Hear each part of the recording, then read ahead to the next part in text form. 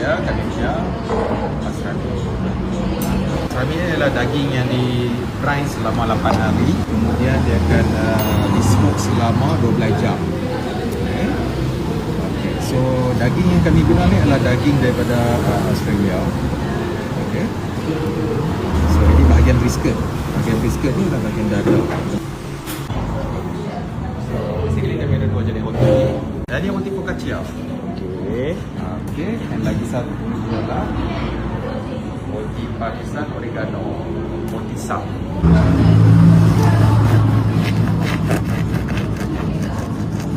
Di atas dia dah ada ni nampak pisang dengan oregano. Ni sos apa ni? Yang ini sos full grain mustard mayo. Dalam ni ada full grain mustard and also mayo. Dia masam-masam. Ya, dia masam-masam sikit. Okey. Tujuan masam tu adalah untuk potong kemasinan pastrami. Okay. Tak terlalu banyak, tak terlalu sikit.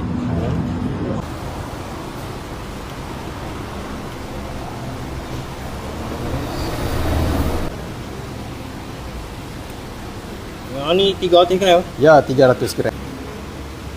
Chimichurri ya? Ya, chimichurri. Kami masukkan chimichurri dalam daging ni supaya dia boleh potong sikit lemak yang ada dekat dalam daging tu, and dia akan provide rasa masam sikit lah.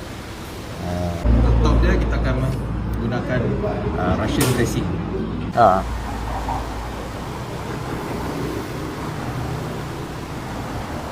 Mozzarella. Ya, mozzarella cheese.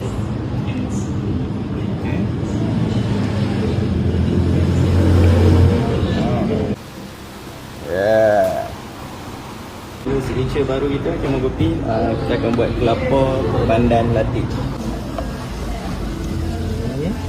Jadi antara yang killer dia susu kelapa.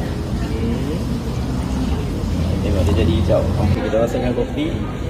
Untuk minum ni kita pakai double shot. Shot espresso. Kita pakai dark roast lah kat sini.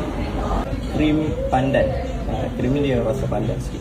Yang ni dia akan bagi rasa lemak-lemak manis sikit di ujung tu. Kita akan letak kelapa kering ataupun coconut stick kat atas dia.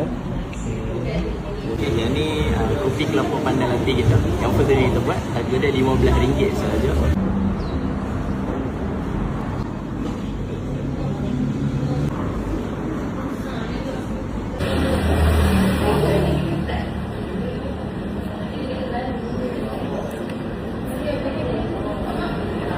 Kami buka daripada pukul 5 petang sampai pukul 1 pagi setiap hari kecuali hari Isnin.